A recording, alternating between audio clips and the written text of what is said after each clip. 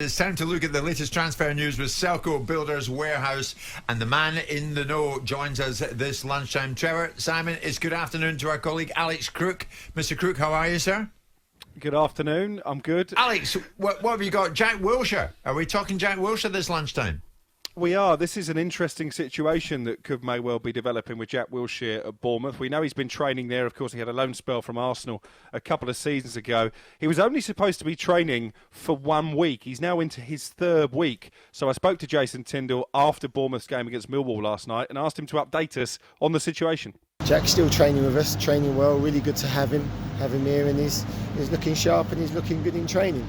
And that's just one that we'll, keep monitoring that situation the next week or two and see where Jack's at and what we feel as a football club in terms of what would be the best thing moving forward that everybody is obviously going to have to be happy with. Is there a possibility, though, that he could be given some kind of contract until the end of the season?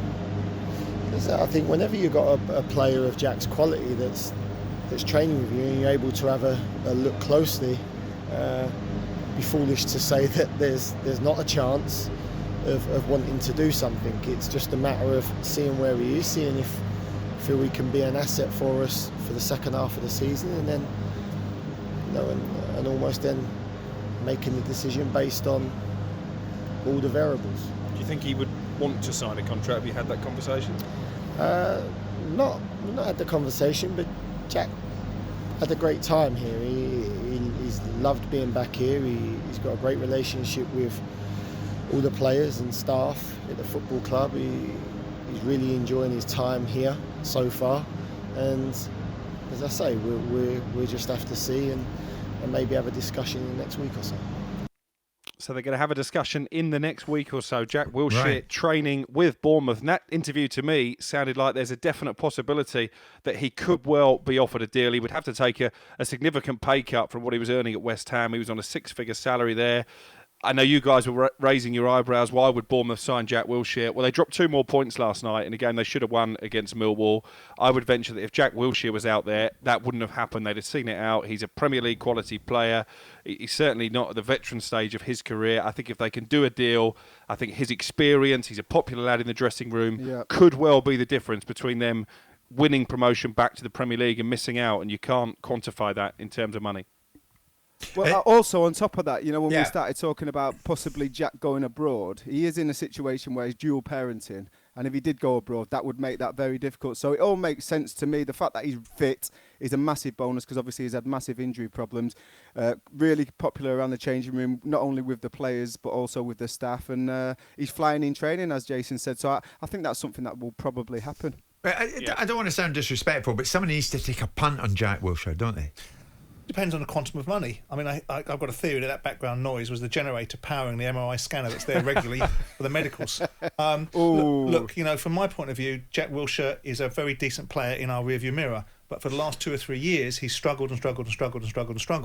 Unless he's prepared to take the economic bullet and take as much of a punt on himself as anybody else is, he's going to preclude people wanting to sign him. He has to, unfortunately, pay on a pay and play basis. Yeah. And then he might add value because then you'll get perhaps a player that's available when you need him. Yeah. What about Arsenal this lunchtime, Alex? Yeah, I was going to give you an update on Mesut Ozil, but I'm bored of speaking about him now. So let's focus instead on the goalkeeping situation there. Of course, they let Emi Martinez go to Aston Villa at the start of the season. Doesn't look the wisest of moves now because Runar Runarsson, who's come in to replace him as backup to Bernd Leno, just isn't up to the job. I think Mikel Arteta has realised that after that error-strewn performance against Trev's beloved Manchester City in the Carabao Cup. They're willing to let him go out on loan, but of course they will need to bring in some kind of replacement. I know Mikel Arteta remains a fan of his fellow Spaniard David Raya at Brentford, but I'd be surprised if they let him go in this window. Possibly that could happen in the summer. I wonder about Matty Ryan down at Brighton. He's lost his place in the Brighton team. He's been told he can leave if a club comes in for him. Would that be a sensible signing just to see Arsenal through this bit of a goalkeeper crisis because he got plenty of experience in the Premier League? Matty Ryan, what do you think, Trev? Well, he got plenty of experience, but the fact that he's not in the starting lineup probably tells you all you need to know. If he's not good enough for Brighton's first team, why should he be good enough as number 2 at Arsenal? Emi Martinez, like you said, Alex, I think it was a necessity, because I think Emmy had deserved the chance to play first team football. He was desperate to play first team football, and he was given that opportunity off Aston Villa. But bringing in Matty Ryan, I mean, listen, I don't know enough about him, but the fact that he lost his position in the Brighton starting lineup means to me he's probably a little bit short. Could he fill a gap? Yeah, possibly. But if you get an injury, is he going to be able to do a job? Somebody else who's lost their position. You're agreeing, yes? No, he's a good goalkeeper. Yeah. He's a top goalkeeper. And the argument that Trevor advances probably isn't right, because Martinez was number 2, yet he's good enough to be Aston Villa's number 1. So the fact that Matty Ryan has been dropped from a team is no different than perhaps David De Gea being dropped. David De Gea being dropped in favour of Henderson for games. It's the way that it goes. As Trevor will know, it's a very specialist position. But Matty Ryan, when they bought him, was a decent transfer fee, and he's a very decent goalkeeper. So I'd be surprised. He'd want to go there and be number 2, but if he does, I think he'd be a really good number 2. You look at the number 2s that Arsenal have had over the years, the Richard Wrights and people like that have been decent goalkeepers. Yeah. Decent guy as well, Matty Ryan. Yeah. Spoke to him a couple of times during lockdown, so there'd be no issues there. He's an Antipodean, isn't he? He is an Australian. Antipodean, yes, indeed. That's another way of saying he's Australian. If you're a number 2 at a football club, though, would you recognise Depends what you yourself? qualify as a number 2.